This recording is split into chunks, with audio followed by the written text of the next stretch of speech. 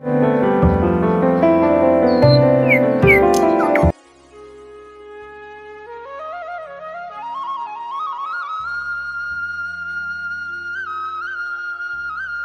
जी। हाँ छोटे। भैया जी कुछ समझ में नहीं आ रहा। हम जानवरों से फसल बचाने के लिए रात भर जगते हैं और दिन भर मेहनत करते हैं। और हाँ, इस बार तो बारिश भी बहुत तेज हुई है। हमारी सारी फसल बेकार हो चुकी है। मुझे तो लगता है कि इस बार हमारी फसल में कुछ भी फायदा नहीं होगा। देखो भाई, माना इस बार हमारी फसल में नुकसान है, पर इसका मतलब ये नहीं है कि हम खेती करना छोड़ देंगे। छोटे, तुम्हें पता है पिछली बार हमें फसल में कितना फ़ायदा हुआ था, तब हम कितने खुश थे, और अब की बार इस फसल में नुकसान है तो तुम इतने उदास हो रहे हो। छोटे, खेती में कम ज़्यादा देना तो प्रकृति की देन है। हमें मेहनत हर साल बराबर करनी चाहिए। भैया तुम सही कह रहे हो, हमें खेती में बराबर मेहनत करनी चाहिए। जब हम अपने खेतों में बराबर मेहनत करेंगे तो फसल अपने आप अच्छी होगी। ठीक है दिनेश, हमारे लिए खेती सब कुछ है और खेती करते समय हमें कंजूसी नहीं करनी चाहिए। चलो अब चलते हैं। चलो भैया।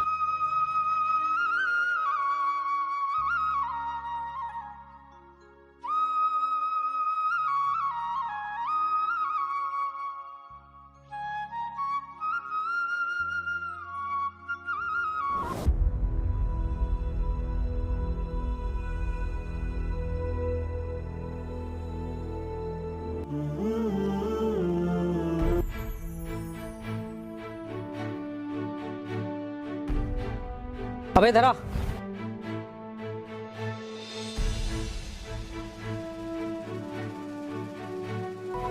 जी साहब। ये ज़मीन तुम लोगों की है क्या? हाँ साहब, हमारी है। टोटल कितनी है? साहब दोनों भाइयों की मिलाकर 10-11 बीघे होगी। लेकिन साहब ये सब तुम क्यों पूछ रहे हो? देखिए, मैं शहर से आया हूँ और मैं एक बिजनेसमैन हूँ। शहरों में मेरा बहुत बड़ा बिजनेस चल रहा है। मैं अपने बिजनेस बढ़ाने के लिए गाँव में आया हूँ और यह ज़मीन मेरे बिजनेस के लिए बिल्कुल परफेक्ट है। क्या आप अपनी ज़मीन बेचेंगे? नहीं साहब, ये ज़मीन हम नहीं बेचेंगे। अगर हम इसे बेच देंगे तो हम खाएंगे क्या? यही तो हमारी रोजी रोटी है। तुम परेशान मत हो, हम तुम्हें ज़मीन के बदले रोजी रोटी भी देंगे और तुम्हारी ज़मीन के बदले हम तुम्हें पैसे देंगे और तुम्हारी ज़मीन पर कंपनी बनाकर हमें तुम्हें नौकरी भी देंगे। हमें तो तुम नौकरी दे दोगे, लेकिन तुम बाकी किसानों की ज़मीन बर्बाद कर दोगे। ये क्या कह रहे हो तुम? हाँ, तुम्हारी कंपनी से इतनी प्रदूषण और इतनी खतरनाक गैसें निकलेंगी जिससे यहाँ के किसानों की ज़िंदगी कुड़ कर कटेगी।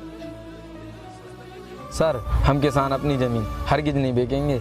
आप बेवजह परेशान मत होइए, आप जाइए यहाँ से।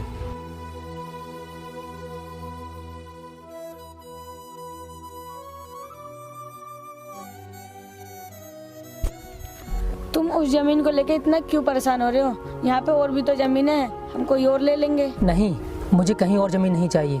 वो जगह हमारी कंपनी के लिए बिल्कुल परफेक्ट है। अगर मैंने कहीं दूसरी जगह ज़मीन देखी तो मुझे छोटे छोटे प्लॉट खरीदने पड़ेंगे और तुम्हें पता है वो पूरी 10-12 बीघा ज़मीन है इकट्ठी। लेकिन वो गरीब किसान मान कहाँ रहा है? मानेगा, वो ज़रूर मानेगा।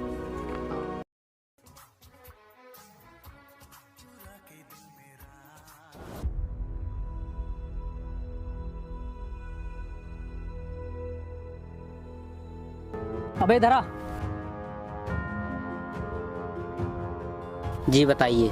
तुम लोग इतनी तेज धूप में भूखे प्यासे काम करते हो, क्या मिलता है तुम लोगों को? तुम साल भर फसल में इतनी मेहनत करते हो, उस हिसाब तो आपकी फसल की पैदावार बहुत कम निकलती है और तुम्हारी फसल में कितना कम अनाज निकलता है और जब तुम मंडी में से बेचने जाते हो तो कितना सस्ता बिकता है।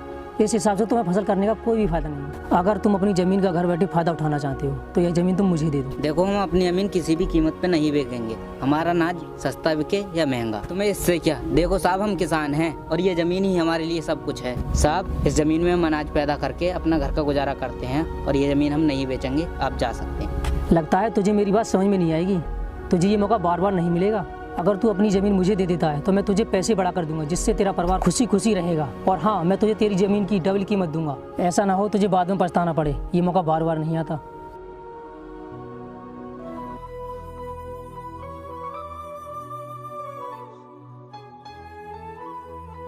भैया, हम कब तक ऐसे मेहनत करते रहेंगे और परेशानियों से जूझते रहेंगे? छोटे, परेशानी? पर तू कहना क्या चाहता है? भैया, जब मैं रास्ते से आ रहा था तभी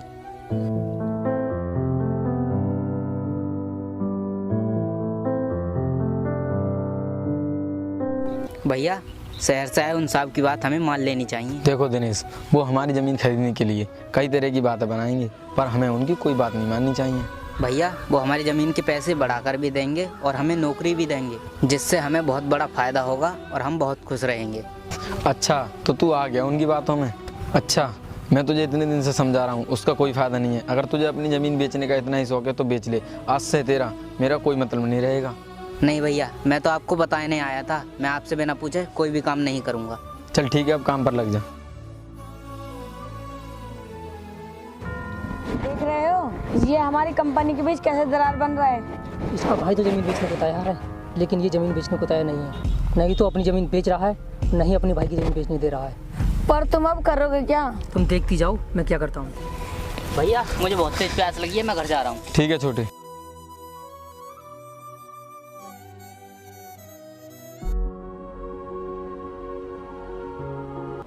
हाँ यार, उसका बड़ा भाई तो बहुत चालाक निकला। वो हमें ज़मीन के कागज़ भी ला के देगा और उसके छोटे भाई के हिस्से के पैसे भी नहीं देने पड़ेंगे। तुम खाली उसके बड़े भाई के पैसे का इंतजाम कर लो। हाँ ठीक, उसका बड़ा भाई कागज़ लेके आ रहा होगा, आप पैसों का इंतजाम करके जल्दी आ जाइए।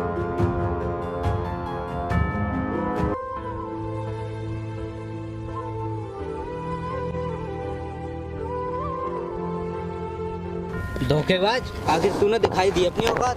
क्या हो गया छोटे, और धोखेबाज किसे बोल रहा है? मैं तुझे धोखेबाज बोल रहा हूँ। पर मैंने तेरे साथ ऐसा कौन सा धोखा किया है? धोखा क्या नहीं है, करने वाले हो। तुम अपनी जमीन के साथ साथ मेरी जमीन भी बेचना चाहते हो उस शहरी जमींदार को। तुझे क्या लगा था मुझे पता नहीं लगेगा और तू मेरी जमीन बेच के अकेला ही अमीर हो जाएगा? तू ये क्या बोल रहा है छोटे? हाँ मैं सही बोल रहा हूँ। अभी मैं रास्ते से आ रहा था तो साहब को फोन पे बात करते हुए देखा।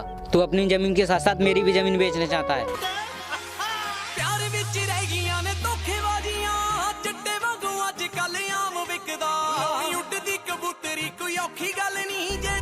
भाई मैंने आपकी बहुत बात मान ली, अब मैं आपकी कोई बात नहीं मानूंगा। जो मेरे मन में आएगा मैं वही करूंगा।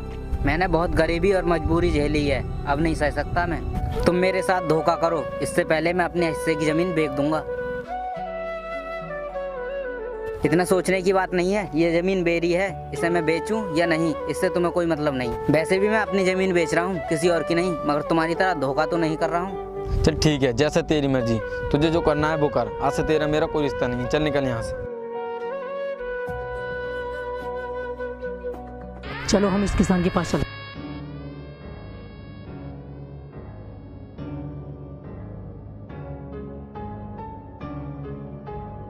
देखा तुमने, जो कल तुम्हारे साथ था वो आज कैसे बदल गया। अभी तो उसे पैसे भी नहीं मिले और तुम्हारे साथ कैसे पेश आ रहा है। सोचो जरा, अभी तो इसे पैसे नहीं मिले, अगर पैसे मिल गए तो तुम्हारे साथ वो कैसा बर्ताव करे। मेरी बात मानो, तुम भी मुझे अपनी जमीन दे दो।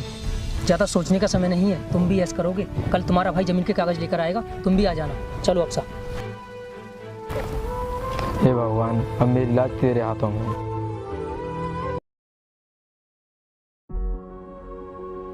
आ गए तुम लोग? हाँ ये लो साहब।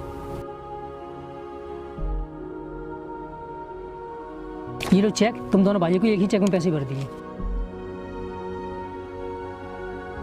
अरे कागज तो चेक कर लो। अरे ये तो मैं असली चेक के बदले नकली कागज है। अबे इधर आओ, अबे इधर आओ, इधर आओ। तुम दोनों भाई अपने आप को क्या समझते हो? जमीन की असली कीमत लेके हमें नकली कागज दे दिए। हम दोनों भाइयों ने वो किया जो तुम्हारे साथ करना चाहिए था। अच्छा तो ये बात है, मैंने तुझसे पहले ही कहा था वो हमारी ज़मीन खरीदने के लिए कुछ भी कर सकते हैं। हमें आप उसमें लड़ाकर वो हमारी ज़मीन हड़पना चाहते हैं। हाँ भैया, तुम कह तो ठीक रहे हो, मगर अब हमें करना क्या होगा? देखो, उन्हें लग रहा है हम उनकी चाल में फंस चुके हैं। अब हम उनके सामने ऐसा नाटक करेंगे कि आपस में हम लड़ाई झगड़ा कर रहे हैं उनके सामने। ठीक कह रहे हो भैया। देखो भैया वो आ गए। प्यार विच रह गईयां ने धोखेबाजियां, चिट्टे वांगू अजकल आम विकदा। भाई मैंने आपकी बहुत बात मान ली, अब मैं आपकी कोई बात नहीं मानूंगा। जो मेरे मन में आएगा मैं वही करूंगा। मैंने बहुत गरीबी और मजबूरी झेली है, अब नहीं सह सकता मैं। तुम मेरे साथ धोखा करो, इससे पहले मैं अपने हिस्से की ज़मीन बेच दूंगा।